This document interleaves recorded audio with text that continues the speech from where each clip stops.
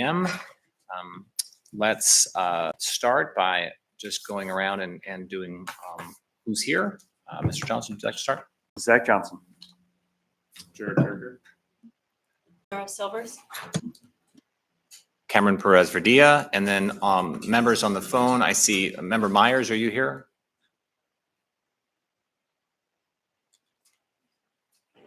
Or yes, thank you, Chair. Sorry, I was on mute. It's okay. Member Constant. Yep, here. Great. Okay. Well, welcome everyone. We have a very full agenda today, and so we are going to jump right in. Just a reminder for those on the phone, if you want to get into the queue, just send me a text and I will add you to the queue. We'll start with department updates, and so we'll go around and each of the departments have an opportunity to give a few updates, and we'll move through that. And then the main item for today is really sort of a full presentation of the mayor's public safety strategy, and so we'll move into that after we get through the updates. So if there's no other questions, we'll get started. And I don't see Amanda here yet from EOC, so why don't we move directly into the Anchorage Health Department? Would you like to begin? Sure. Kimberly Rash, Anchorage Health Department. So today I'm going to talk a little bit more about code changes to 16.55, which is childcare licensing. If you remember, in February, I presented to the committee recounting the history of 16.55 and how the health department is going to be making updates to that specific code. In March, we went and attended the ACE board. We brought forth to them the idea of changing code specific to childcare licensing and got their input on what would make the most impact within our community. We know that currently we are in a childcare crisis, not only with funding childcare centers, the staffing, but also the regulatory piece of that.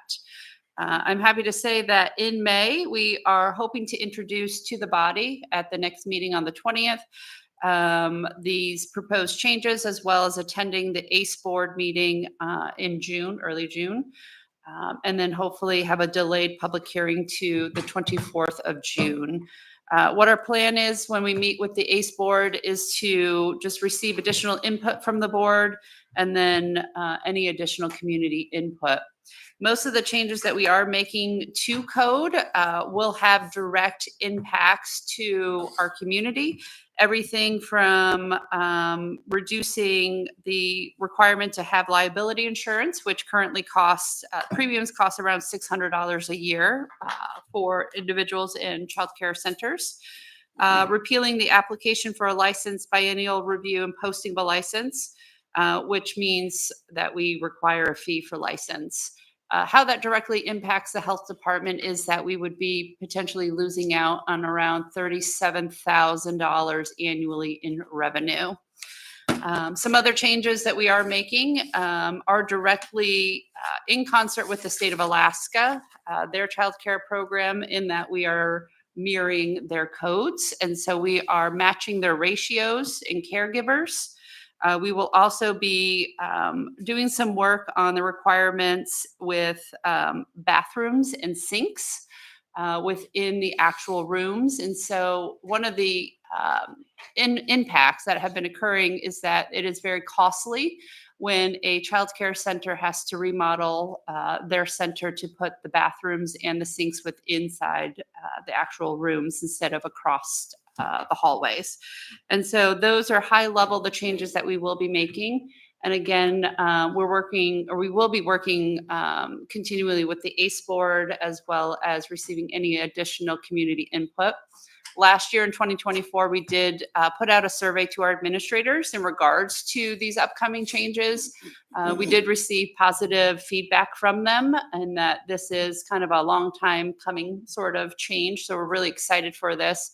And that is all I have today. Great. I don't see any questions right now. I have just a couple.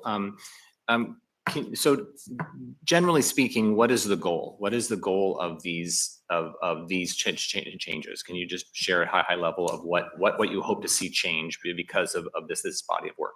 Yeah, great question. So the main goal that we're hoping to achieve is just making it easier for centers, making it easier for administrators, opening up more spots for children within our community. We know right now that sometimes there's often long waiting lists for childcare, and so those are the two main impacts. It's just making it easier, reducing all the regulatory fees.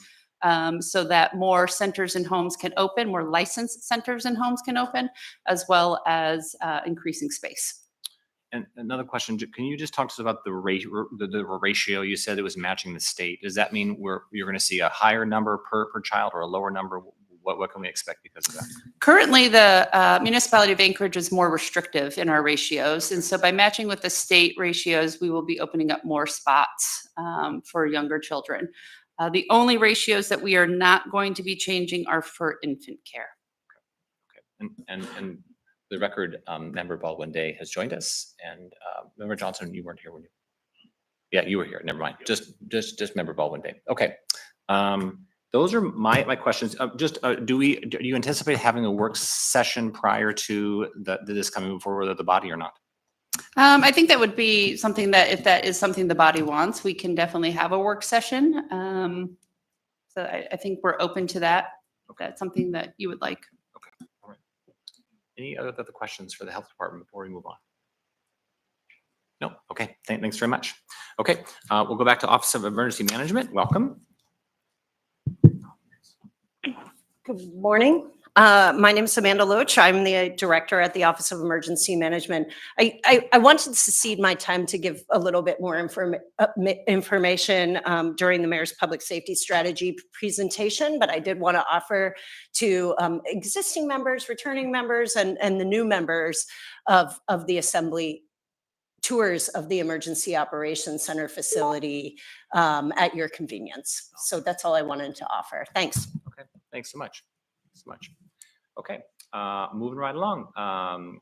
Anchorage Police Department, updates on Town Square Park Camera Project. We heard a little bit about last night, but would love to hear more. Thank you, Mr. Chair. Appreciate the vote last night to continue to get that project moving. There's a whole host of things that this project has given us. I think some of the things that most people don't think about is kind of looking into the infrastructure that we have within the municipality. When I say infrastructure, looking at what our cellular capabilities are, looking what it looks like to hardwire things within, in this case, Town Square Park, so that we can have an increase in technology and kind of how far behind we are. So that's always a piece of this conversation. It's kind of a learning tool that we're going to use as we move forward, not just with the Anchorage Police Department, but just in the municipality in general.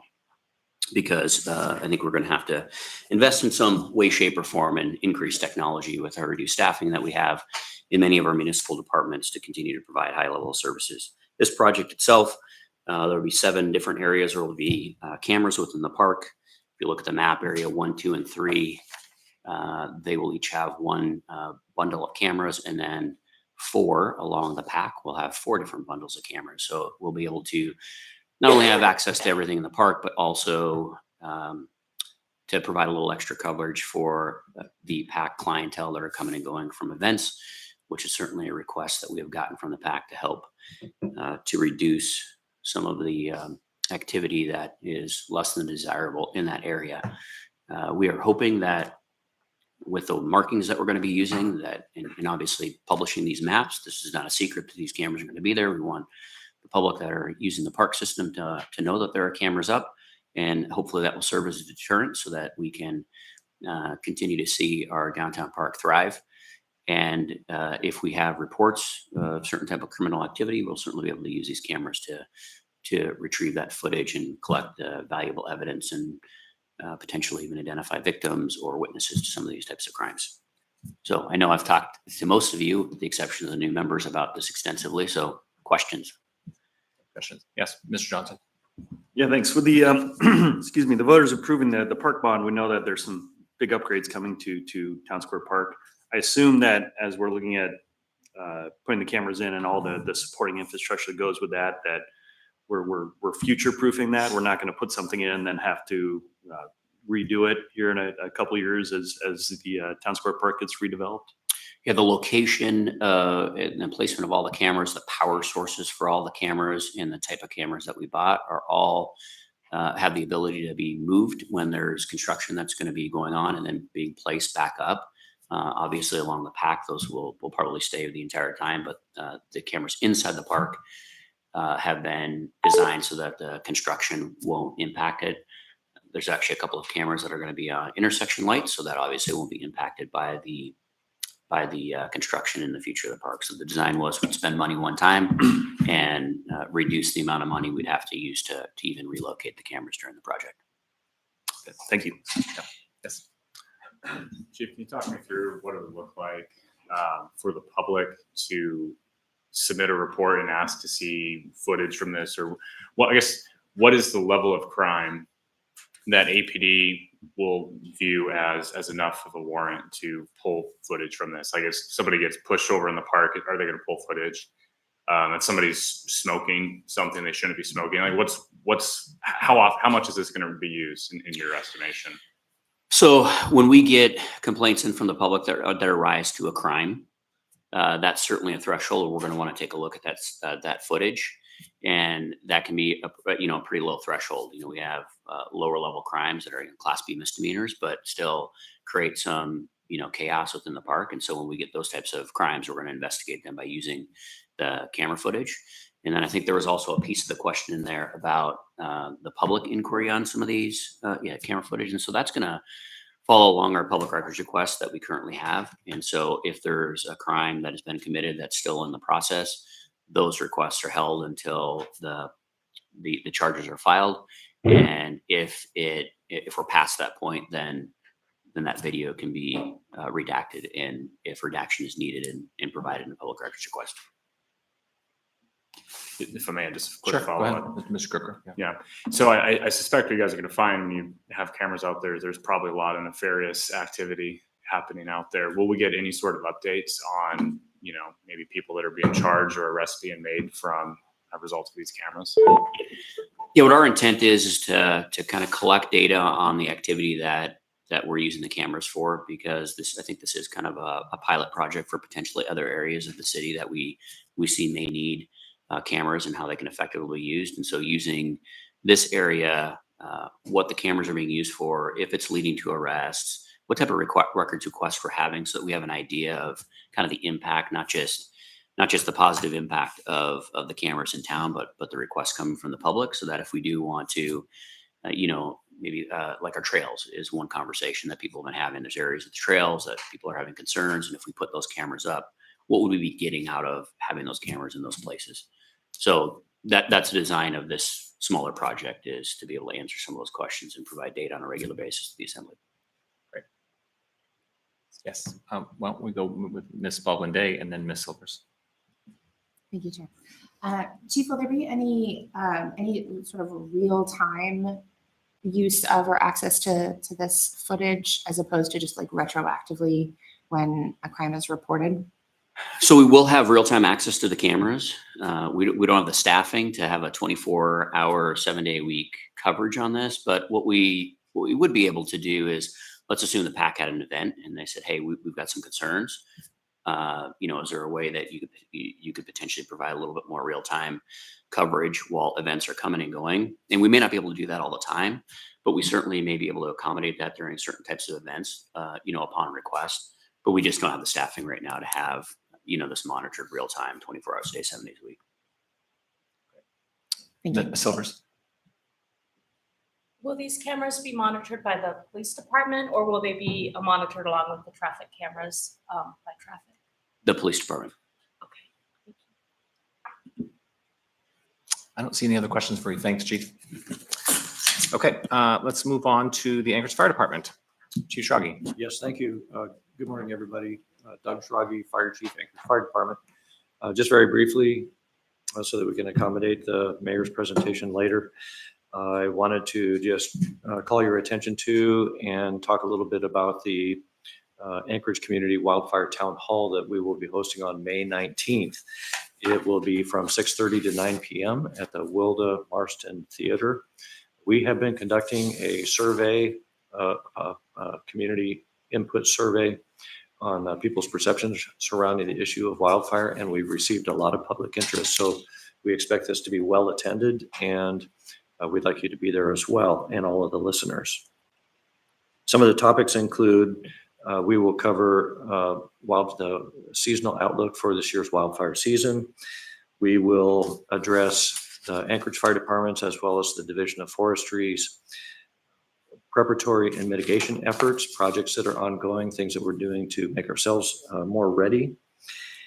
We will offer a presentation on Ready, Set, Go, which is what homeowners and residents can do to be better prepared for when a wildfire occurs.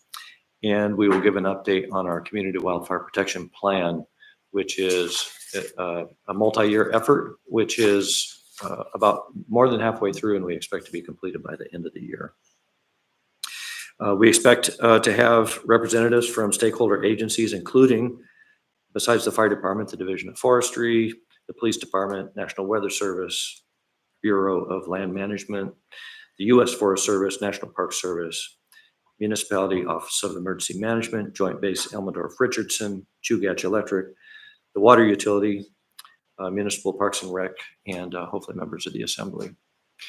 And so that concludes my update on that. Unless there are questions, I do want to also extend my gratitude to the mayor for bringing forward a budget amendment to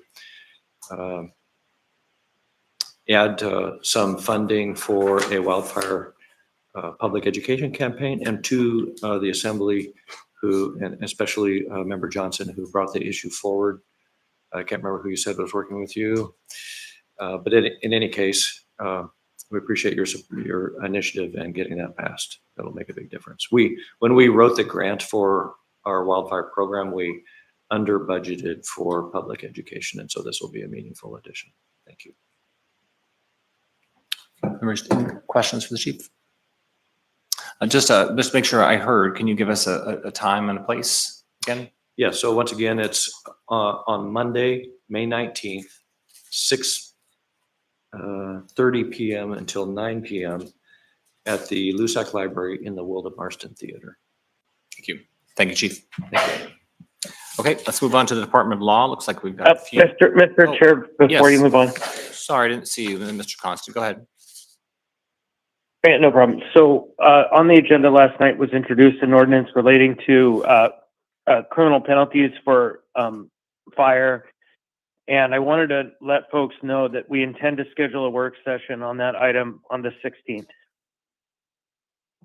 Thanks very much, Chair. Okay, great. Let's move on to the Department of Law. Looks like we've got a few updates. Thank you. Eva Gardner, Municipal Attorney. So the first item on my update list was the Fire AO Chair Constant just mentioned. And there's a work session that will be scheduled on that. So I don't know if we need to go into it today, given the packed agenda. But briefly, what that does is increase criminal enforcement tools for fires that are unauthorized during fire season, burn bans, and on public streets and roadways. So that's kind of the gist of it, and we will have more of an opportunity to talk about it later. The second update on my list is an update on the procurement process for an APD policy review. This was an initiative that was started in the wake of the August 2024 officer-involved shooting that resulted in the death of Easter Leafa. So this is a policy review, broad policy review for the new members of APD's policies, practices, tactics, supervision, kind of the whole package as it relates to use of force and de-escalation. And we are nearing the end of the procurement process and should have another update on that soon. And then the third item on my update list is prosecution staffing update. We are very pleased to say, this is Municipal Prosecutor Dennis Wheeler, that we are fully staffed on line prosecutors. I think you will actually be overstaffed for a few weeks on line prosecutors. And there's only one remaining attorney vacancy in the deputy municipal prosecutor spot in prosecution. So prosecution is up and running, and you'll hear more from Mr. Wheeler during the public safety presentation. Thank you.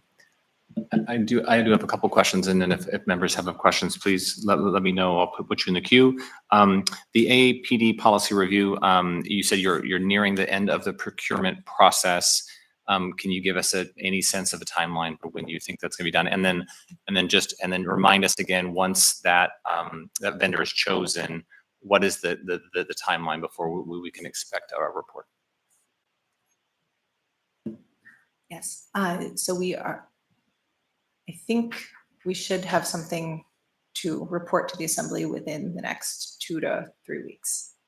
That's my hope. In terms of the vendor. Yes. And then remind me, was it, you said it was about 6 months, you think, through the entire process before we'll see a result? Yes, once we have a signed contract, we're expecting it to be about 6 months. That was the timeline we specified in the RFP for the project to be completed, with public reporting out along the way. So it will not be a 6-month wait before any information comes out. Thanks. Any other questions from members? I don't see anything on the phone. Well, congratulations about being fully staffed. For those that are less aware of this, it was a Herculean effort to fill a department that was pretty low staff. So congratulations, and I'm looking forward to seeing the results of that. So yeah, it's great. Okay, all right. If there's nothing else, no other questions for during updates, we're going to move on to the mayor's public safety strategy presentation, and Ms. Agnew-Benben is going to, I think, coordinate that for us. You want to just leave everybody stay up here? Okay, great. Yeah. Great. Full house.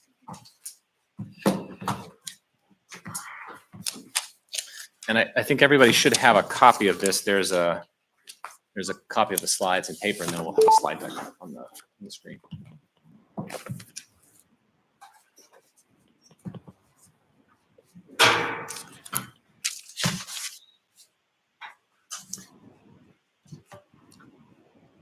So I did, before I hand it over to you, Thea, just wanted to share that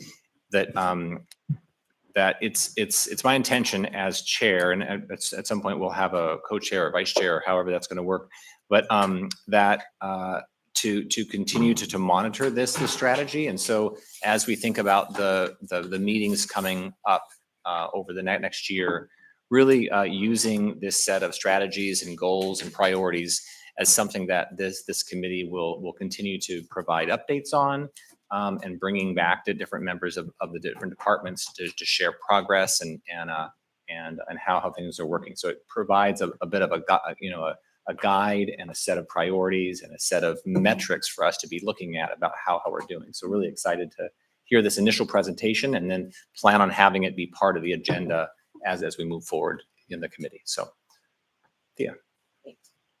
Thank you, Chair. My name's Thea Agnew-Benben. I'm one of the special assistants to Mayor LaFrance. And as you can see, we have a full house here because this is very much a cross-department effort.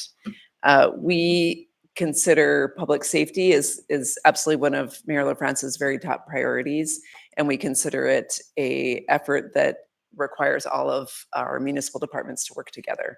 So the strategy that we've developed, we're sharing with you some of today we're going to walk through the goals and some of our key projects. But behind this strategy is a much more detailed work plan that all of the different priorities are owned by various departments. So we will also, on an internal basis, be managing that process, and we'll be looking forward to updating you as we go along. We have 4 goals in our strategy, and they're all working towards one solution, which is that our community is a safe place for people to live, work, visit, raise a family.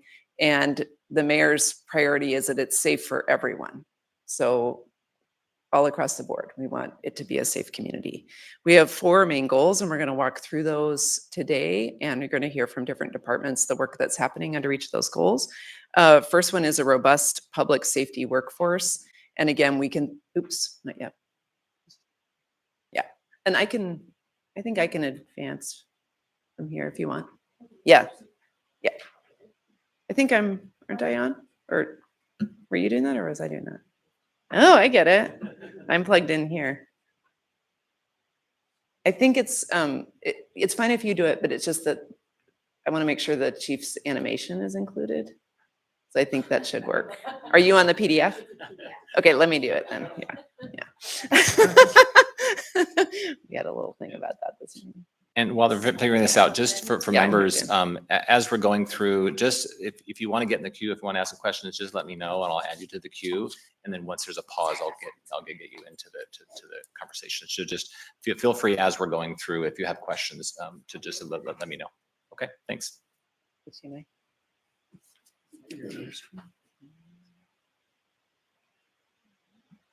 I think that is me.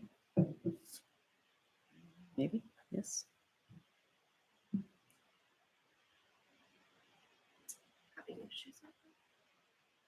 Okay, there you go. Great. Okay, cool. Thank you. Okay, so robust public safety workforce, you're going to hear from a few different departments because again, we think of that as a really cross-department effort.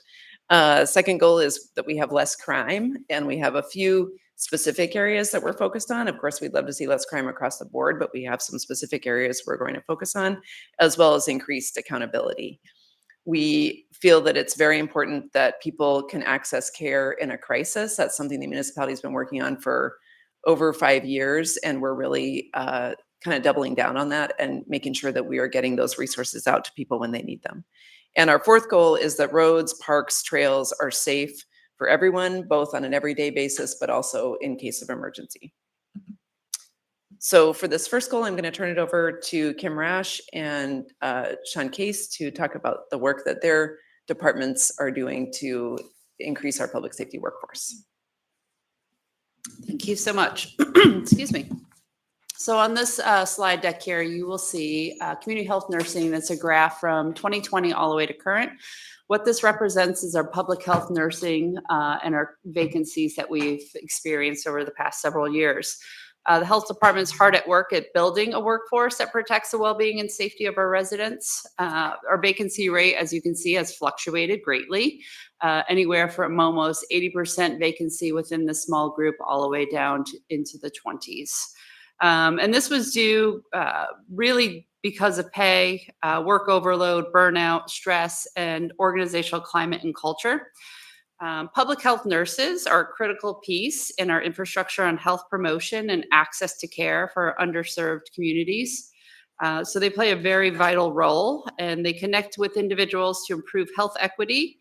And as we continue to look forward and we reduce our vacancy rate, we're looking to expand the landscape through outreach efforts, working in new settings, expanding efforts, and partnering with communities and sectors. This really complements the work being done within APD and AFD, which will be addressed later in this presentation. But it has been quite a journey from pandemic to current. I would say mostly during the pandemic, these public health nurses really were at the forefront of that response and really working in those underserved population areas within our communities. They worked very closely with the school district, and after several years of that work, we saw a huge vacancy number jump because of just the burnout and compassion fatigue. And so now as we settle back into steady state, we're really looking at expanding our services and getting out into the community and not just serving within 825 L Street. It's really what can we do with our mobile van? What can we do out in the community? And how do we get all of our services out there? Okay, APD staffing. Normally I don't like to talk about this, but things are looking up. So this is a little more of a happy day.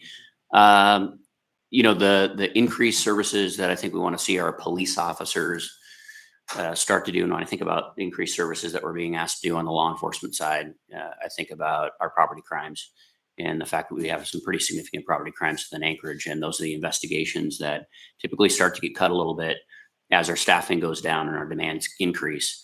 And so adding and getting back to our full staffing with our police officers is one area that you're going to see some attention in those areas. And then the increasing professional staff. This is something that we've seen talked about throughout the country for many years on how we can have non-cops do some policing related services. And generally there's a significant amount of pushback within law enforcement of how that happens and if we can even do that.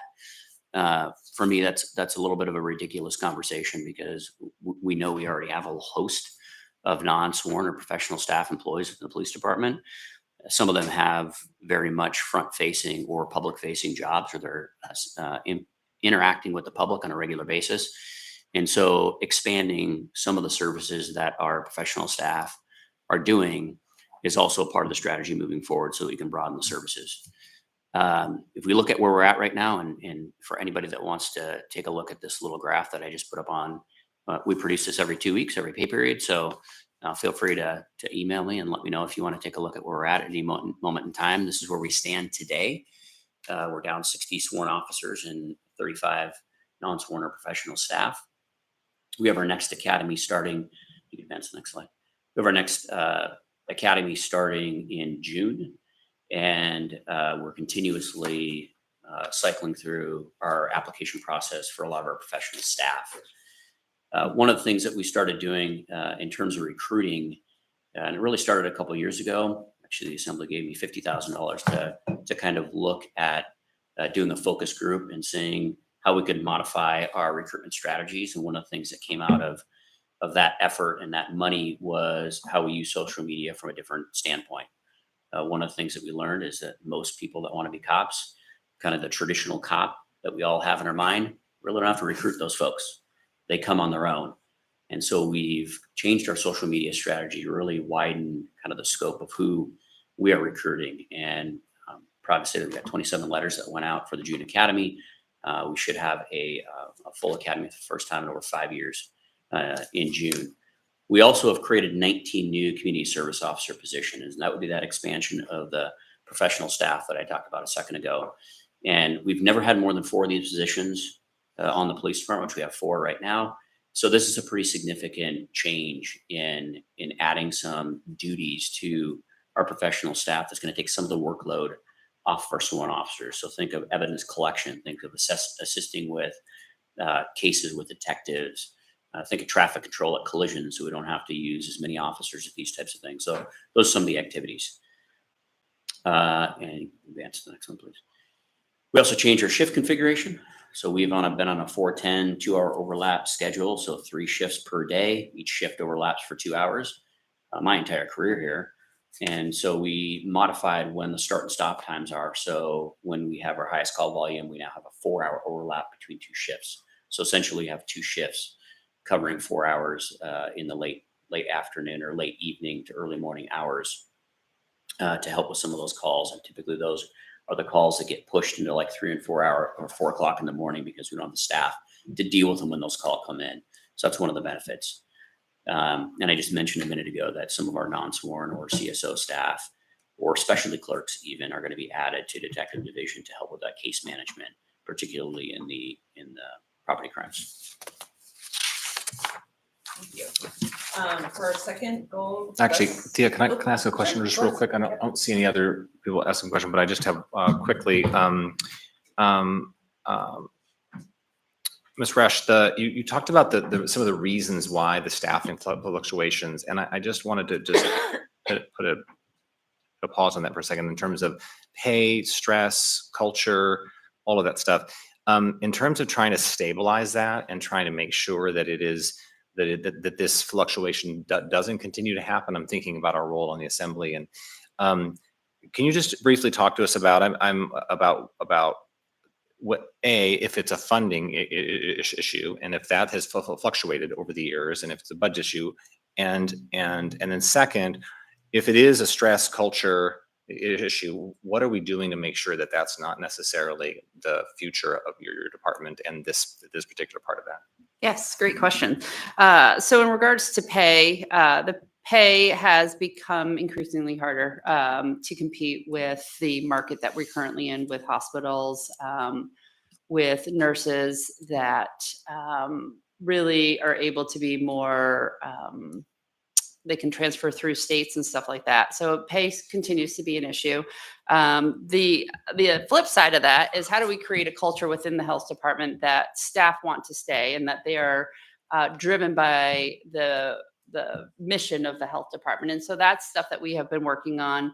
Hiring qualified staff to lead the department within clinical services has been key.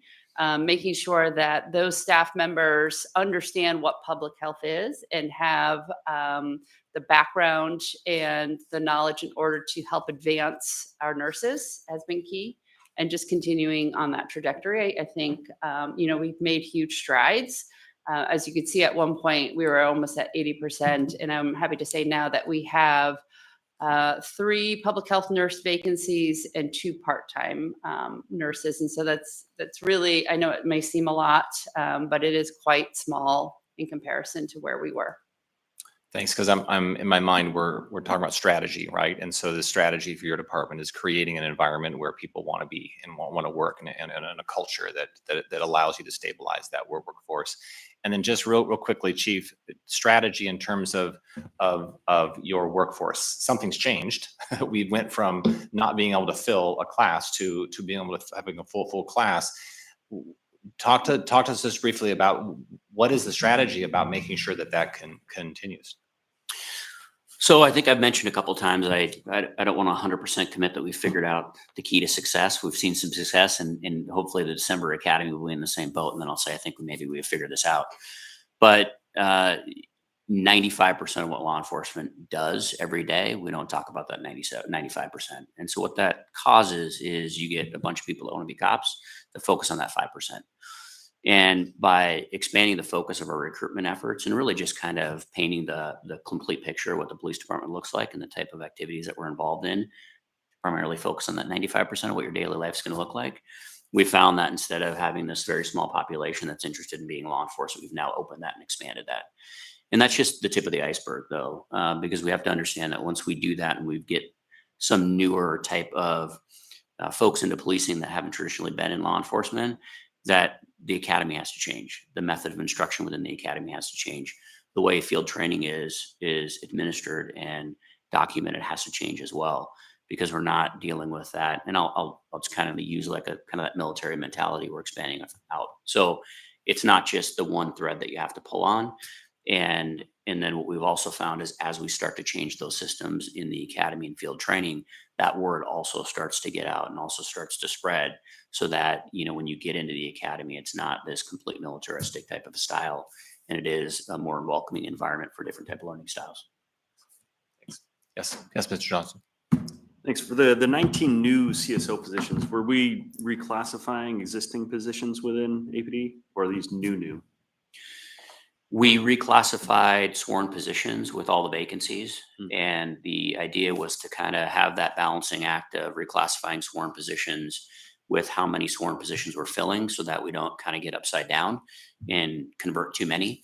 So 19 is a really good number. We can do some very specific things with those positions, and we can also hold for a minute to see if our recruitment continues to increase on the sworn side. And if we kind of go back to having like 15 size academies, we're probably going to want to convert a few more of those sworn positions to continue the workload of the professional staff. Okay, thank you. And just remind me, CSO stands for? Community Service Officer. Okay, thanks. Yes, Ms. Baldwin. Yeah, question for Ms. Rash. In your perfect world, what's different about the health department in 3 to 5 years? What is different moving forward, you mean? Okay. So I would say that we are a lot more nimble. We are really leaning forward a lot more than we have in the past, meaning we're out in the field. And not to say that they hadn't been in the past, but what we're seeing is that the landscape in which we're working within has changed. And so where do we meet people? We hear it all the time, meet people where they're at, but it's literally going out into the encampments. It's going out into the communities. It is really just bringing our services to them in as a robust way, that we can really do the prevention work that we need to do, but as well as the education work, and really starting to partner with new partners within the community, and trying to leverage not only our services and our expertise, but with how can we leverage the nurses with the school district? What does that relationship look like?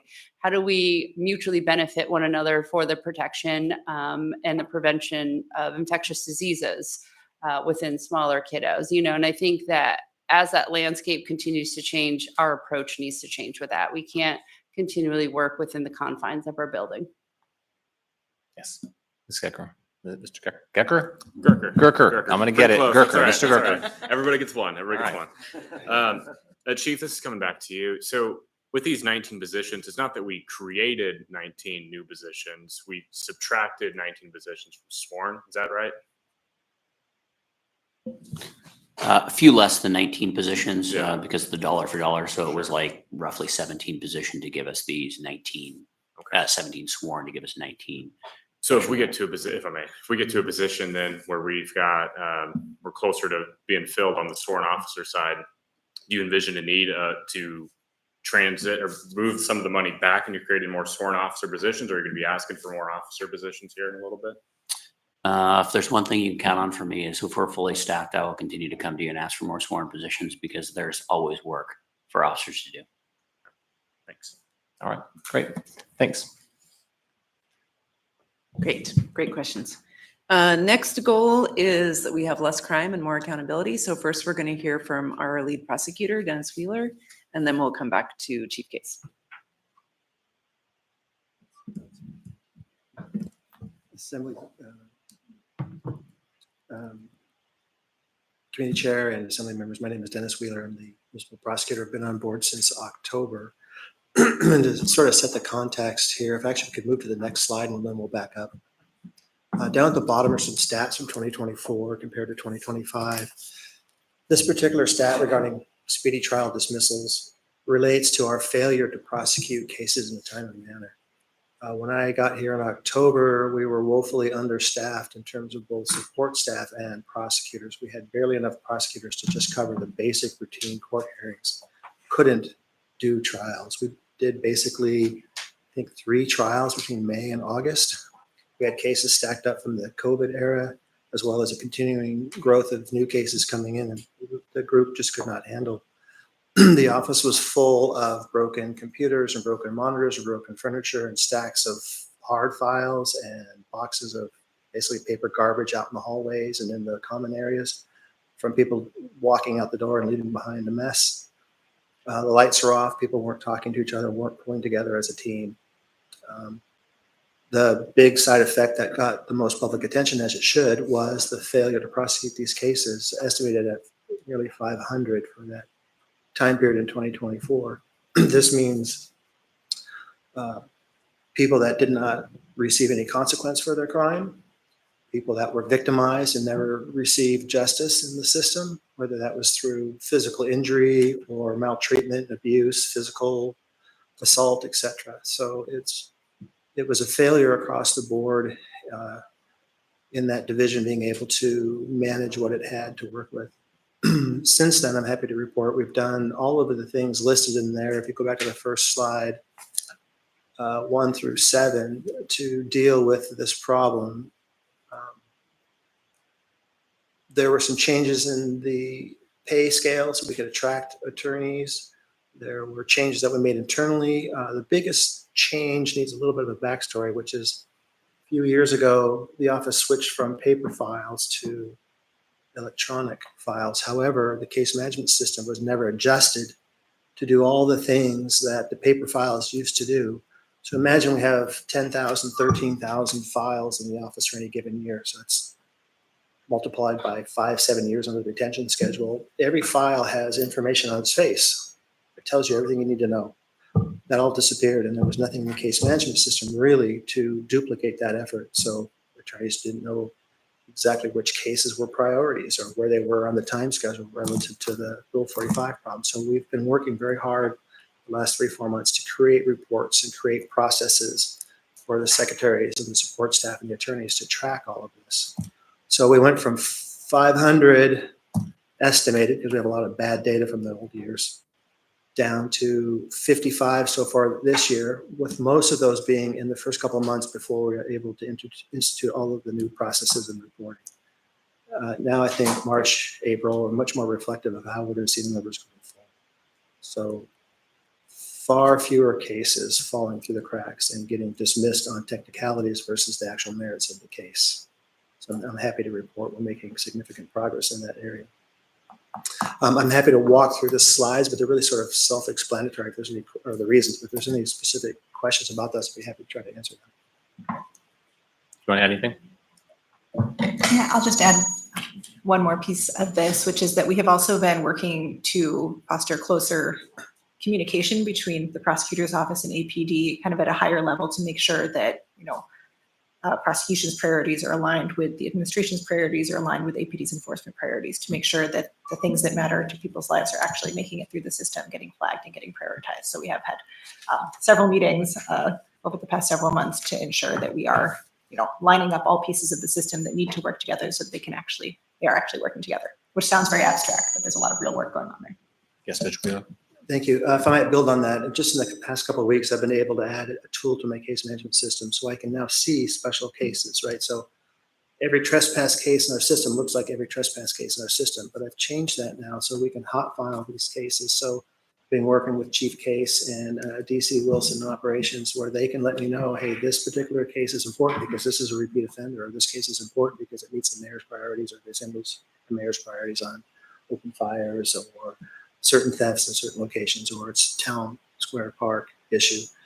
Now that in the past I didn't have that, so line attorneys would take a file to a hearing and deal with it as any other trespass or shoplift or theft or assault, and many of those would get dismissed because we don't have the resources to do them all. But now, just within the last few weeks, I can actually start being able to see these cases and make sure they get processed appropriately. We're excited about taking on that challenge, and we can do more cases now that we have more staff. Great. I have a question for Mr. Gerker. Yeah, thank you. And look, I really want to applaud you guys for the work you guys have done with staffing and getting those, dismissals down. Truly tremendous, and I do appreciate that a lot.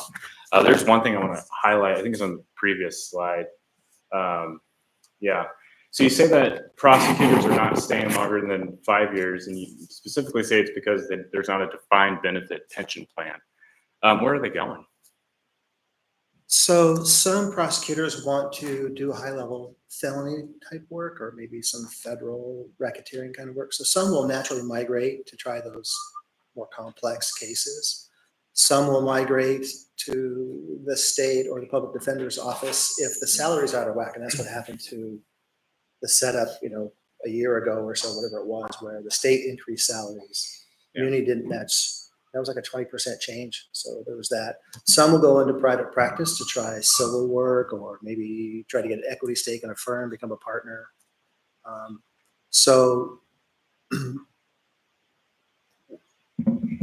what used to happen is people like myself that have, like a tier 3 or tier 2 defined benefit, have that pension as something that is over and above the normal salary. I'm willing to take less in salary than what I might make in private practice because I know I have that pension there if I stay long enough. Right. So it won't keep everybody, but it would keep more than what I think we're currently able to retain. I guess my only issue with that is that the state has a defined contribution plan right now. The state isn't a defined benefits pension plan. So if that was the primary driving reason, they wanted to go into the state. I'm sorry, I'm not sure if I followed the So question. you're saying that they're leaving the muni because we don't have a defined benefits pension plan, and they're going to the state, which also doesn't have a defined benefits pension plan. So I'm just pointing out, I don't know that I agree that that's the primary reason why people are leaving. Yeah, I wouldn't say it's the primary either through the chair. I would say that now that we're equalized with the state in terms of salary, we might actually be in a better position than the state in terms of where they are in recruitment. I'm not sure because we've been working really hard at it to get people in the door. I'm just saying in terms of, I've got 1, 2, 3, 4, 5. I've got 6 out of 15 attorneys that are basically brand new to the practice law. Yeah. One of them just got the results in February. So for most of them, they're thinking, okay, 2-3 years here, and then I can go somewhere else. But if they're looking at the economic value of staying to earn that defined benefit, that's a hook that keeps some people. It certainly brought me back 3 times. Mr. Johnson, do you have a question? It's an interesting question. Maybe we could take it offline, but I would think in terms of maybe capturing how many people are leaving because of a lack of defined benefit. If you guys track like average length of term that people work for the office, comparing perhaps tier 3 to tier 4 employees.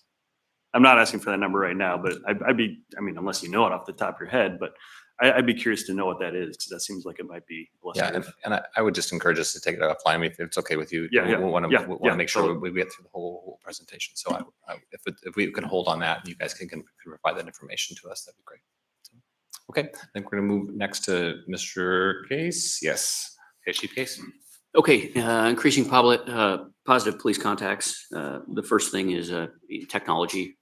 I will say that we are trying to be at least on the cutting edge. This week, we are onboarding a piece of technology, and we're testing it for 60 days. We are the 6th police department in the country that's testing this new software out, and this particular piece of software is designed to help detectives process large volumes of information, which cuts down on staffing time. And for those of you who remember last year, we tested out an artificial intelligence report writing program for 3 months and determined that the numbers just weren't there to justify the cost. So we will continue to enter into these agreements to try to test out various different technologies to save some time for employees so that they can increase the amount of time that they're out in the public. We're going to see foot patrols come back a little bit stronger this year than we've seen in previous years. Our SROs will be out of school on the 25th of this month. And then we're also going to have some of our professional staff as well engage in foot patrols, which is something we've never done before. Next slide, please, or next picture. This is a new program that we're going to be starting, or new unit that we're going to be starting here in the next couple of months. That may or may not be on a patch as we move forward. And this is going to be a combination of our sworn and professional staff working in the same space at the same time, working on similar neighborhood problems. We're going to start this program in the North Mountain View area. I think most of us are aware of some of the challenges with Davis Park, the snow dump, some of the shots fired calls that are in that area, and just kind of some of the issues that community has been dealing with over the last 2 to 3 years. And so when I talk about a positive police focus on that particular area, this is really widening what police services are involved in those areas. So it's not just about making arrests and trying to be involved in crime control, but it's also trying to really build and establish those relationships. Typically, when you go in some of these types of neighborhoods, the level of cooperation with the police, or people feeling like they can talk about some of the issues and problems in the area is challenged. So when you change the nature of those types of contacts, you increase the amount of public support and trust and confidence in the police department, and that overall kind of produces a little bit better relationship and positive impact with the community as a whole. So legal drugs, I think we'll start off with the fact that we've got a high intensity drug trafficking area unit. That's a statewide initiative that we have Anchorage version of that as well, with our officers are participating in that. So when you think about that type of activity, we're talking about large amounts of drugs coming into the state, into Anchorage, and then distributed throughout the rest of the state of Alaska. We work with our partner agencies throughout the state to try to now have an impact on those types of higher crime areas when it comes to drugs. And then, I've talked a little bit with some of the members about pre-arrested diversion and what that looks like. And I think if you look at our system as a whole, generally it's ineffective and inefficient in many areas. In some areas it's not, but in some it is, and certainly not cost effective in certain areas. And so typically we try to have a one size fits all solution to every single problem we have. And what we know is that there are some people that definitely should be prosecuted and hopefully convicted and spend some time in jail. And there are some folks that have various different other issues or underlying circumstances that the prosecution is lengthy, time consuming, a waste of time, a waste of money, because we know that the 2 or 3 days that they're going to get in jail just means they're going to come out and continue the same basic behavior. So we are right now working on a pre-arrest diversion program. And what that means, next slide, is that officers will have the ability to contact somebody that has been involved in an arrestable offense, and they will be able to have the ability to either go the old traditional version, which is arrest, charge, and place them in jail or give them a summons to appear, or immediately divert them to some sort of diversion service. Currently, diversion does exist, but that's later on the process. And so what happens is, a month or 2 months later, when the opportunity arises to divert somebody, you've missed that window of time where they want to take advantage of the help that we're giving them. And so this program will allow officers to immediately divert, place them in some other sort of treatment or intervention. And that still doesn't mean that the criminal case is gone. If there's a failure with the intervention, we still can use traditional criminal justice resources to try to prosecute the case. So we don't lose the old system. We just give an avenue that's a little bit more efficient and more cost effective. And what I mean by cost effective is our partners are not municipal employees with government money. So they have resources that are being paid for in other ways. And so being able to utilize their services means that we're saving some money on our end, certainly saving some time on our end. Can you give us just an example of a diversion? Like what's a specific example of where and how someone would be diverted? Sure. So a trespass, a property crime, so let's say you've got a property crime where the underlying issue may be a combination of, we've got someone experiencing homelessness, we've got somebody that has an underlying behavioral health issue, so a mental health issue or a substance misuse issue. And so it may be that they're off their medication. It may be that they need to go to treatment. It may need that they have a need for a regular intervention just with regular medical providing services. And so what we can do is, in that case, we can off-ramp them and divert them. And if they're successfully complete whatever that intervention is, then we don't need to go into the criminal prosecution realm. On one of the previous slides where I talked about making decisions that are based on data, that sort of information is always kept and maintained so that we'll know if we have a failure and a year later we have contact with that person, we again then can make a good decision on whether or not we want to continue to use a diversion for that particular individual, or if it's time to move them, even though they had the intervention and that was successful. Do we need to give them another opportunity a year down the road, or do we need to switch them over to the traditional type of system? Thanks very much. Okay. Great. Let's move on. Okay, my last slide. You got one more slide? I got one more slide. Yeah, did you have somethody you wanted to add? If you don't mind me jumping in there, I just want to echo or show some support for this idea, because there is a pre-trial diversion program in municipal code, but that involves our office, and you're looking at 2 months even to figure out what we're going to do with the case as we go through that process. A lot of these cases that he's talking about, or these situations he's talking about, we may never see that person again or have them involved in the criminal justice system. So it's going to be faster, less expensive, and more likely than not have a better outcome. So I support the initiative. Thanks. Yes, Ms. Ballwinde. Chief, I suppose this question is to both of you. I'm assuming that there will be adjustments, thinking about our role, that will be needed in code in order to make that sort of pre-arrest diversion possible. Am I correct in that assumption? Yes, ma'am. Okay. So that would be something that we would want to work on with you, correct? Absolutely. As we start to move down this road and to see some of the resources that we're going to, or some of the ordinance changes, you can anticipate there will be a lot of phone calls, emails, one-on-one contacts before we kind of get down and have the ask on what that would look like and trying to explain what the anticipated benefit of those changes would be. Great. Excited to do that. Thank you. Great. Thanks. Chief? Okay. Violence interrupters, two things real quick. Just briefly on violence interrupters, save just a second of time. So this is a program that the police department isn't directly involved, but indirectly. And this is the idea of having credible members of the community that are trained to interrupt that violence cycle, typically involving weapons. Right now, one of our nonprofits in town that wants to help us out with this is looking at the reentry services that they provide in those that have had spent time incarcerated and now being able to get back to the community in a way where they're trying to have contact. So those 18 to 24-year-olds typically is that time frame in our lives where we resort to violence a little bit more than we probably should, and having the ability to have contact with some of these folks to try to sway them away from violence and retaliation to violence that already existed. So not something that we're directly but indirectly involved in. So we'll be contacting some of these folks to try to bring them into certain situations. So think of large disturbances out in the street where maybe there's not a crime that's being committed, but now we drive away, and today we would drive away and know that we potentially would have to come back a short time later. Now we can use some of our nonprofits to go in that area, in that community right after we leave, to try to kind of calm things down so that the kind of the high stress dissipates. And my last half, talking about domestic violence, sexual assaults. We know that domestic violence, sexual assaults are, two of the most violent crimes that we have in Anchorage. Certainly the two crimes that contribute the most significantly to the violent crime rate that we have in Anchorage and throughout the state of Alaska. We just finished up a federal grant with domestic violence in December. That data will be coming out shortly.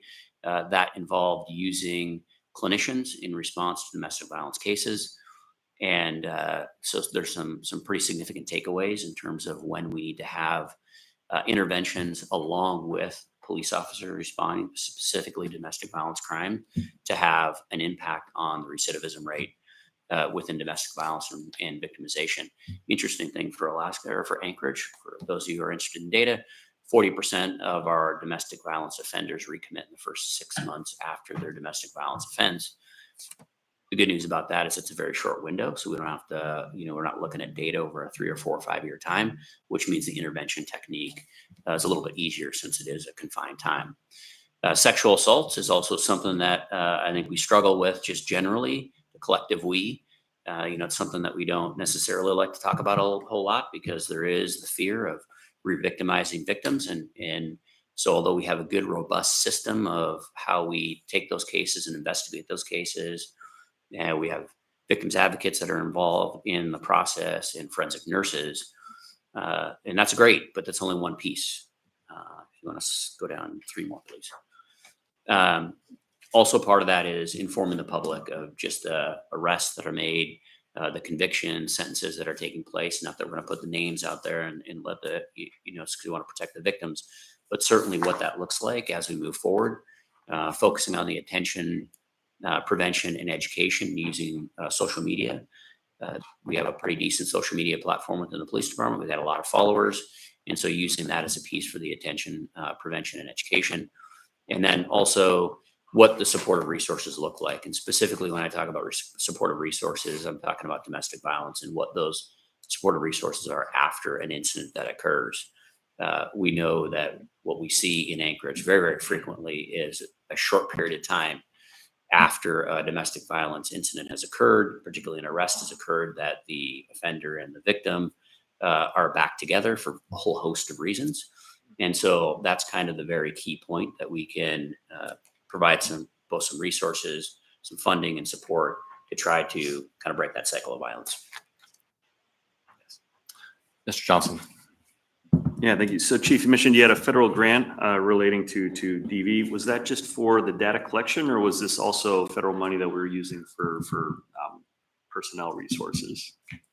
We had one personnel that was added that would help with the data collection. And then the grant also paid for our partnership with was UA at the start. And then the professor that was working on that project moved out of state. So then we contracted with that same professor so that we could continue the same work. So the grant covered essentially 2 positions to look at data and analyze the data. Okay, and then, so I guess kind of what I'm thinking about here is, if the data suggests that this was an effective tool, we still have the resources to continue to implement it going forward? I think what we're going to need, based on the preliminary data, is a type of victim navigator or advocate within the police department. That's one of the case management after the fact gets kind of challenging. The other role that person can play is navigating that case, so that we can also utilize victim services for our nonprofit partners. So we wouldn't be taking on all the work. It's a little bit more challenging than you would think to make sure that we get a case that we need victim services to the advocate providers. Amazingly complicated. And so one position is probably what we're going to need to help kind of make that more efficient, that workflow. Okay, thank you. Thanks. Okay, we're going to move on. Thanks very much. Great.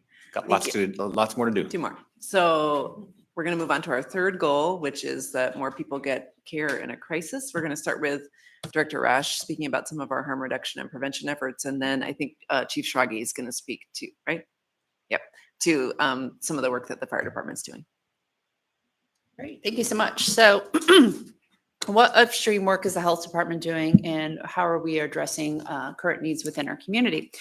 So our current strategy this past federal fiscal year, with our public health nursing grant, we purchased some harm reduction dispensing boxes. We received about 30 naloxone dispensing boxes. We have currently 1 that is at our cold weather shelter at East 56th Avenue. We've also purchased fentanyl and xylazine test strips, which go into those Narcan kits that we make. Another strategy that we have worked on is really, and I talked about this earlier, is really solidifying our partnerships. And so we have really worked hard to build partnerships with Project Hope. They're our number one partner when building Narcan kits, when receiving kits to distribute within the community. We have quarterly collaboration calls with 4As. And so we have bi-directional referrals for HIV navigation services within our clinic. We have partnerships and continued in-depth partnerships with Anchorage Neighborhood Health Centers, and really just doing that referrals back and forth between the two organizations. And one of the newest partnerships that we've sort of really delved into is with Sala Medical, our Hope team, in Mountain View Urgent Care Clinic. We are out in Davis Park at weekly parallel events on Wednesdays. And so what does that mean for the future? And that I kind of spoke to it earlier, is really trying to lean into these new strategies, getting out of the health department and into the community. One of the first strategies that we have and really working on harm reduction and prevention and education is really developing additional outreach resources. And so what does this mean? One of the things that we really work on within the clinic is having high risk response outreach and being that local liaison with our state partner. So our State of Alaska Department of Public Health, for our response in the community, including outbreak response and routine visits to the encampments, the shelters, community locations to screen for infectious diseases. Staff are also going to be able to provide referrals for harm reduction and MAT services, which is the medication assisted treatment, as well as providing those naloxone kits and training. One of the other areas that we are really trying to lean into is developing a hepatitis C protocol. What our high level plan is, and in hopes that we will start that in our federal fiscal year 26 public health grant, is to really augment the eradication of hepatitis C within our community. There is a new antiviral medication for hepatitis C, and it has a shorter duration, and it's also covered by Medicaid. And so we have a high probability of producing a sustained response, which quote unquote is potentially a cure. The current, like I mentioned, the current expectation is to get that out with our outreach team, which includes public health nurses and staff within the health department. The last future strategy that we are working on is to develop resources and referral map for the medicated assisted treatment.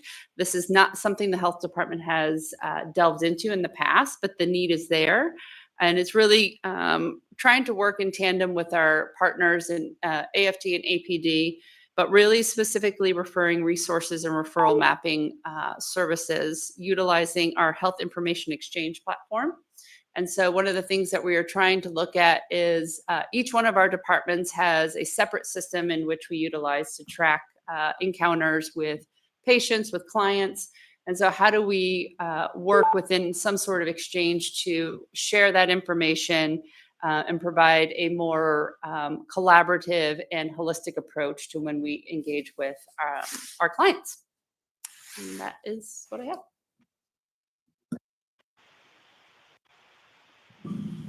Okay, me again. The Anchorage Fire Department's mobile crisis team is an important strategy that serves the mayor's goal of getting more people into crisis care. And we're in our third year now, and as you can see, the number of contacts and the number of people that can access care has been increasing year over year since its inception. And this is expected to continue to increase as we increase our staffing and as we take our delivery model to 24/7, and as it'll enable us to increase, in addition to contacts, enable our follow-ups and the definitive outcomes that we seek. Our overarching goal of the mobile crisis team is to provide the right care to the right person at the right place.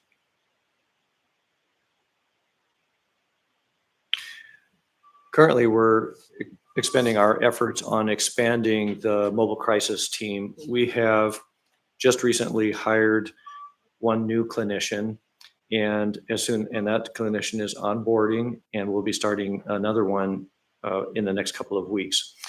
We have authorization to hire 2 additional clinicians, which will occur later in the summer once the current clinicians become fully onboarded. One of our directions is to increase mental health and trauma-informed care training. And so we have been the mobile crisis team has been providing numerous de-escalation trainings throughout the municipality and elsewhere in the state to other partner agencies. The goal being to break the overall 911 cycle in which a person dials 911 or somebody dials 911 because of a person. We send a resource such as an ambulance or a Anchorage Safety Patrol vehicle. We bring them in, we provide care, we put them back out into the community, and the cycle repeats over and over again. So the strategy of advancing of an advanced provider response is putting a healthcare provider at the side of a patient where they need it most to connect them to resources and acknowledge that the 911 system is not, and the hospital system is not intended to be the primary care provider that people seem to be depending on them for. And so 2 of these measures include our core team, the community outreach referral and education team. This is in essence intensive case management follow-up where we have a small team of people that reached out to our most frequent clients and basically identified what their needs were and then helped connect them to resources. It was very effective. And once we get back to our 24/7 mode with the mobile crisis team, we hope to resume that. Other opportunities include medically assisted therapy, where we could send a primary healthcare provider into the field and provide medication that will help people to prevent or overcome their overdoses. Next slide. And so this is how we view this system. And we have a recent success story that I'd like to share with you. The Safety Patrol was notified about a subject, a public inebriate. They went, made contact, they responded with a safe, compassionate care, transported them to a safe place, the Anchorage Safety Center. Typically, a person who goes to the safety center, they're there overnight and they leave around 6 a.m., starting around 6 a.m. in the morning, which is enough time for them to sober up and then go and repeat the cycle. This person stayed for a total of 26 hours by their own choice, during which time they were fed, they were kept warm and dry, and they were exposed to resource providers and connected, and ultimately was placed in rehabilitative residential care.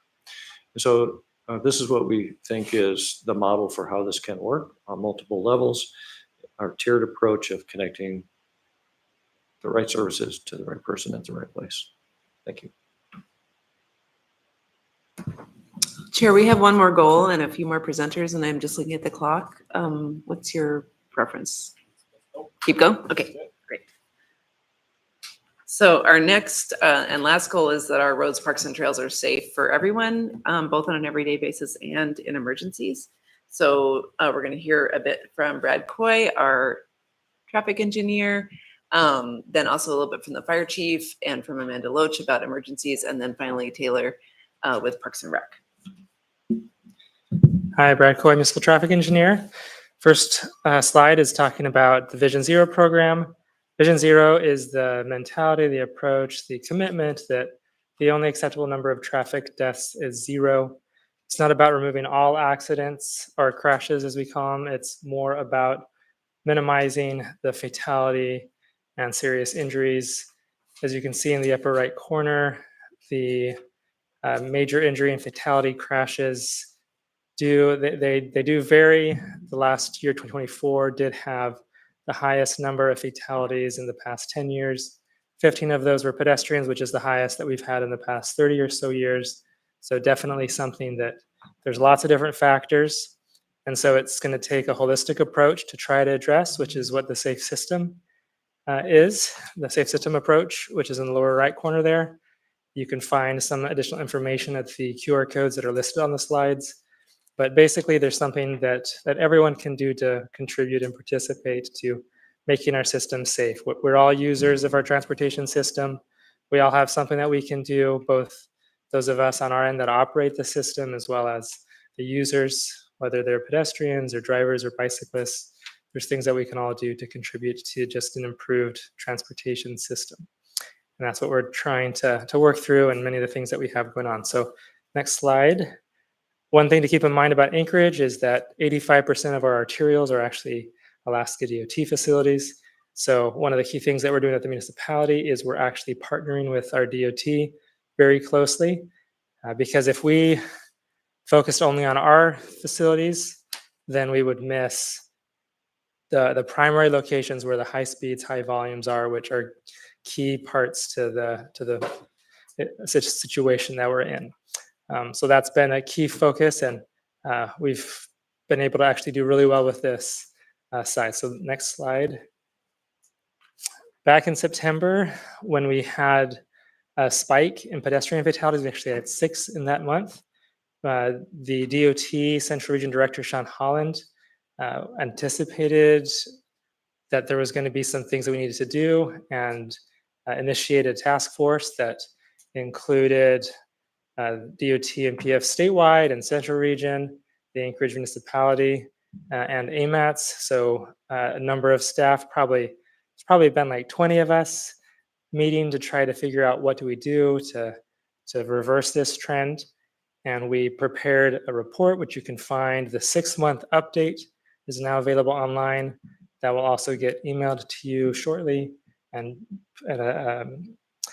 so, but you can find that at that QR code on the left there. You can see some of the things that we're working on, doing lighting evaluations, speed limit studies, public education, increased enforcement, which is what APD has been helping very closely with, new safety project nominations, signal timing changes, and staff vacancies. So really some of the staffing is a key piece that's setting the pace as to how quickly we can implement some different solutions. Some things that we do have going on this year, the Neighborhood Greenways is part of this holistic approach to improve our non-motorized system. These are some of the locations where, if you're driving, you have the arterial network. If you're biking and walking around town, you've got trail system, and there's better ways than using arterial network for a lot of the longer distant trips around town. And that's what this Neighborhood Greenways is trying to do, is help educate, so that someone that needs to ride their bike because for whatever reason they don't have access to a vehicle, hopefully they can look and see where to go to most safely navigate our system. And then we got one more slide. Another exciting thing is that Anchorage just became one of the newest NACTO affiliated cities, member cities. This is going to open up opportunities for peer coordination and resources, and not just always getting the standards and guidelines and guides, but also influencing them. So hopefully these guides that we use to design our system also better account for our Anchorage's unique needs. So we're super excited about this new opportunity that we have.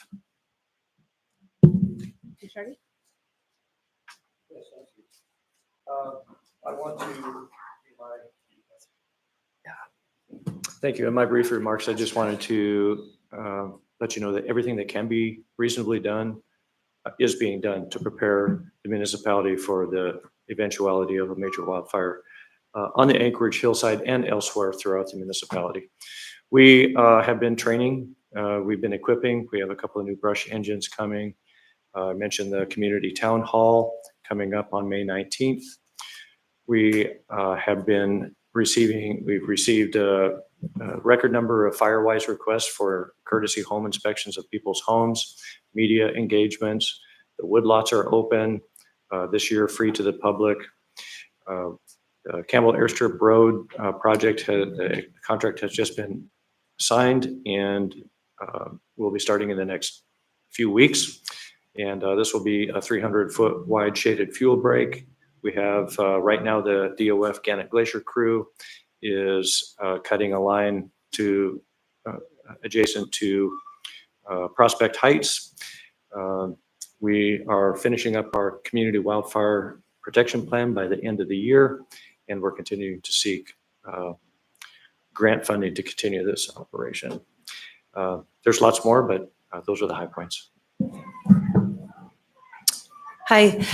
So I just have two projects to share as part of the strategy, but these are fairly large and ambitious projects in that we are adopting some national standards for implementation. We'll be the first in Alaska to do that. There's 73 different elements across the board that we're looking at to make sure that the city has those in our comprehensive programming for emergency management and disasters. Some of the strengths that we've already identified in our baseline assessment is program administration and evaluation, coordination and with groups like our advisory group at the local emergency planning committee, and then continuity of operations and continuity of government are things that we've exercised recently in disasters and continue planning. As well, at the Emergency Operations Center, we've changed to an emergency command system there and applied that to recent disasters. And so the city is already showing strengths in those areas. As far as improvements go, we are looking at ways to include reserves for rainy days here in Anchorage for extreme events. As far as finance goes, and increasing our influence and discussions in the laws and authorities and strengthening our partnerships there on different levels of government. As well as some of my partners here have discussed, we are looking forward to planning more intensely in the area of prevention. We partner with risk and mitigation to do that. And so prevention is as close to suffering or damages that you get. And usually it can get in front of it. We've also looked at resource management, which again, I've heard from some of my partners here. That's an area that we'd like to work on mutual aid and how we work with volunteers and donations, et cetera. So resource management planning is a big area of improvement.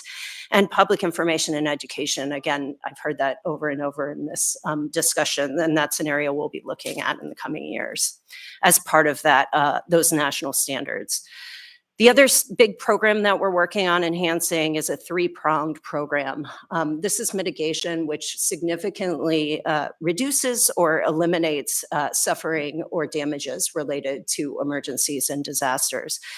For that three-pronged approach, we have risk analysis, planning, and projects, which actually goes ahead and moves forward with removing those hazards and threats. In recent months, we've moved from 12 hazards that we analyzed for the city, gotten one new one in tsunami related to recent science. We're looking further into communicable diseases, civil disturbance, and landslide as well, as that is an emerging threat. We also have taken the time to look at hazard profiles, locations for those hazards, the extent how the hazards impact the community, the probability, and impacts from climate change. So all of our hazards are being looked at with those consequence analysis. We intend to have a new plan for the city available by 2027. And our hazard mitigation program already has ongoing projects, of course, with the wildfire team that we're working with them in increasing our data related to wildfire with new LIDAR, language access, which is an all hazard approach to make sure that we have mitigation information available for stakeholders. Tsunami signs as well is a new one for those small areas in the city that might be at risk from tsunamis. And then looking forward, a partnership with the Anchorage School District for fuel management and wildfire. Thanks. Great, thank you. That was some more speed dating from us. That seems to be our approach. And we would look forward to hearing from you which topics you would like to hear kind of on an ongoing basis, and we'll be coordinating with the chair on that. Oops, I forgot Taylor. Where are your slides? What happened? the handout. Hi, everyone. Taylor, so sorry. My name is Taylor Keegan. I'm the superintendent. I am presenting instead of Shanna Gamble, who's our acting director. So I think that's where the slide confusion came. We're a little bit short-staffed and scrambling, but I did provide you guys with a handout to discuss one of two topics. The first one I'd like to discuss is capital improvements. Parks and Recreation, we just passed a huge bond. And part of that bond was $2.9 million for Town Square Park. We all know that capital improvements are really important for keeping our public spaces safe by repairing aging infrastructure, enhancing visibility to deter crime, improving emergency access, and managing environmental risks like stormwater and erosion. In 2019, the Town Square Master Plan was improved. This was after 2 years of public engagement, extensive public engagement. And that plan provided a 20-year vision for the park. And that vision is on your handout, but I'll read it just for fun. It's for a safe and welcoming destination in the heart of downtown Anchorage, where residents and visitors gather year-round for celebration, socializing, cultural exchange, and community building. We're looking at a phased approach. The first phase is going to focus on enhancing public safety by improving sightlines, updating infrastructure throughout the park, and really focusing on circulation and visibility. Phase 2 remains unfunded. It's estimated to cost upwards of $1.5 million. And this phase would include the more playful, iconic features, such as string lights at major entries into the park and additional amenities focusing on activation and placemaking. This summer, the park will be activated to draw more community members and visitors through downtown concerts, markets, and programming in partnership with our department and others like the agencies, like groups like the Downtown Partnership, including a Friday night market that we're hoping to extend use into the park into the evening hours. We'll also begin sightline improvements, starting with invasive trees. There's a lot of Prunus patis, or the bird cherry, in the park, as well as removing trees in poor condition. So don't be alarmed. It's just the first phase and should add a lot of nice light to the park. This handout shows some of the next steps, which will include public engagement and preliminary design into the summer and the fall, and we're hoping to have a community open house in the winter of 2026. There's a QR code. Our public engagement person's contact is on there. You can also reach out to me to discuss anything having to do with this park. We're really excited to invest in our facility. My window looks out on the park, and so I'm really excited to see those positive changes. The second thing I'd like to cover is our Healthy Spaces crew. They play a crucial role in public safety across Anchorage parks. And this group is not just about cleanliness. It's really a safety strategy that ensure our public lands remain welcoming and secure for everyone. This group really focuses primarily on encampment and abatement. And what we try to do is reduce fire, hazards, environmental risks, as well as remove litter and hazardous waste from the park. Since January 1st, with an average of 10 staff members every day, we have abated 7 camps and removed 344 tons of trash. This is equivalent to 1.5 Statues of Liberty or 27.5 school buses. This compares to 2024, where we removed 646 tons or 51 school buses. So we are on track to exceed what we did last year.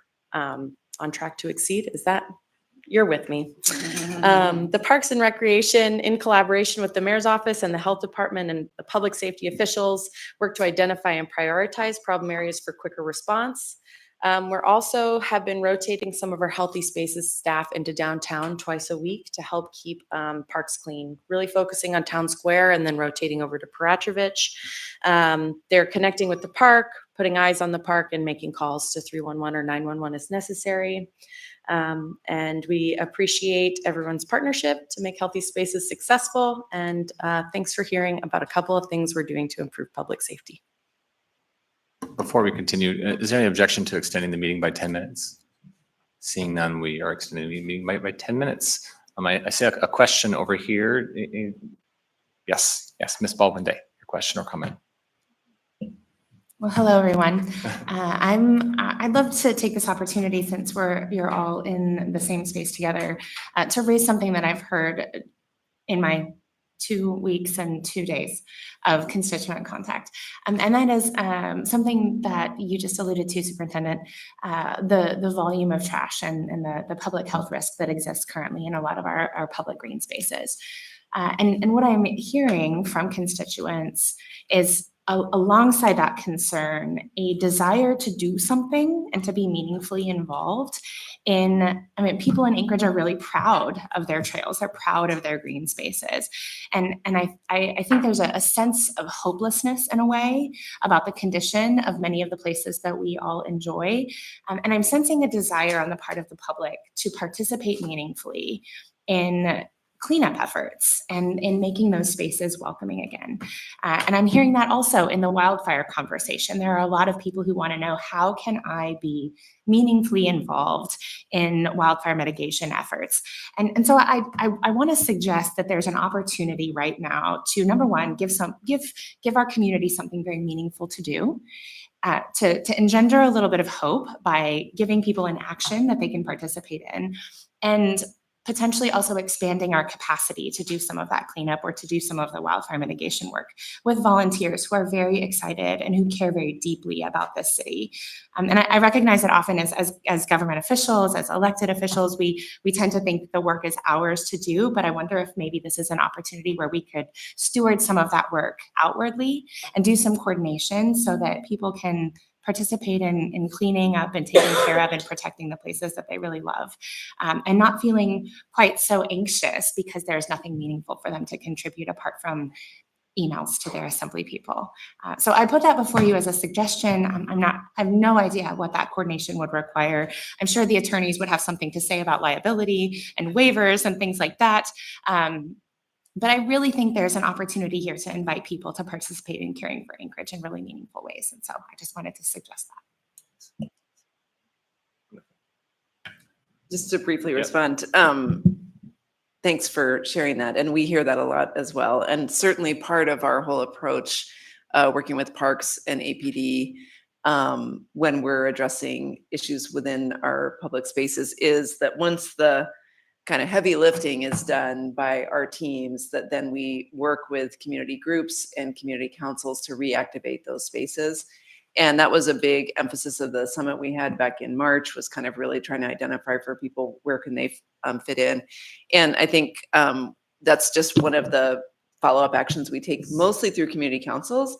We're also pulling together right now, we're hoping to bring faith communities together to talk about how they can be specifically engaged. And so we're always would welcome your input about how we can be doing that better and get that word out about how people can be activated. Yeah. Do you want to do any sort of summarizing comments before I have a few before we close? No, you're good? Okay.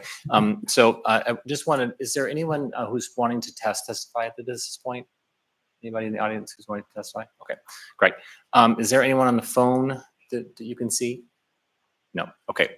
So I just wanted to first of all thank you everyone for being here. This was absolutely wonderful, and it's something to see all of you sitting at the table together and hearing this all at the same time. It's a level of collaboration and team building and connection that I haven't seen at least in my 6 years on the assembly. So it's really wonderful to see and exciting. I did want to say that I just repeat that this document is an attempt to try to pull a lot of this together, and I know this will probably evolve over time, but it's the intention of this committee to continue this conversation and continue to use this document as it evolves and the documents that you shared as a way to track this and to continue the conversation.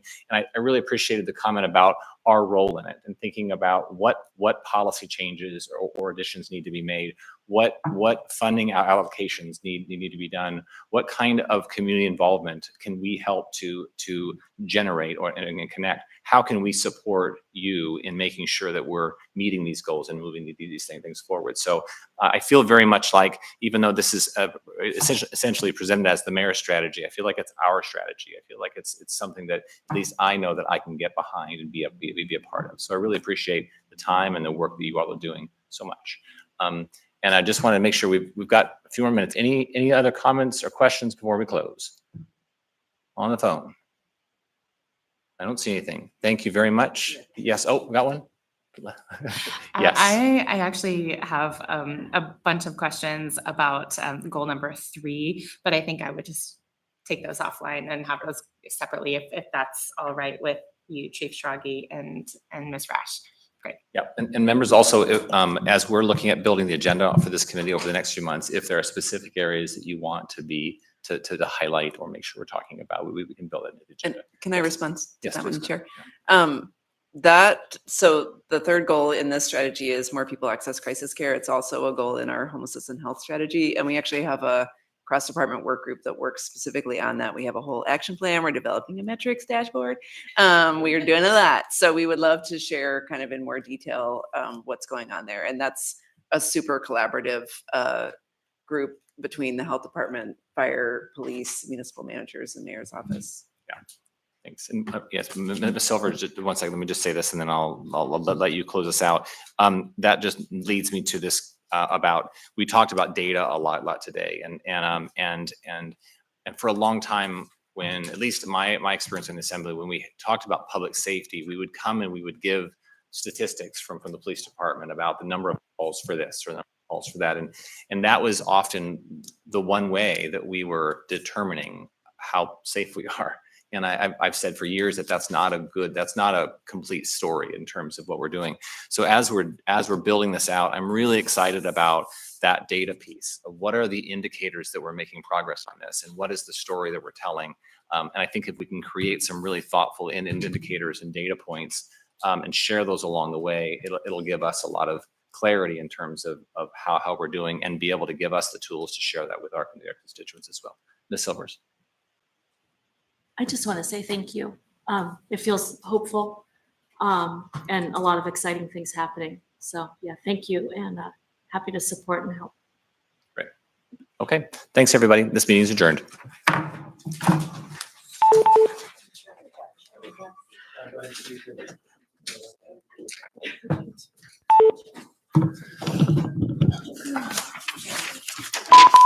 Yeah, I really want to figure out how we can build this out in terms of the agenda. Right. Thinking about what is the timeline for some of this stuff. And so we can be like, okay, by October, we're going to see some progress in this area, right? Or this area. Right. And knowing that, and they'll have some data to bring back or some progress. So we can align that really well so we can still do updates and do other things in this meeting, but keep track of this sort of along the way. Right. Yeah. Yeah. So hoping-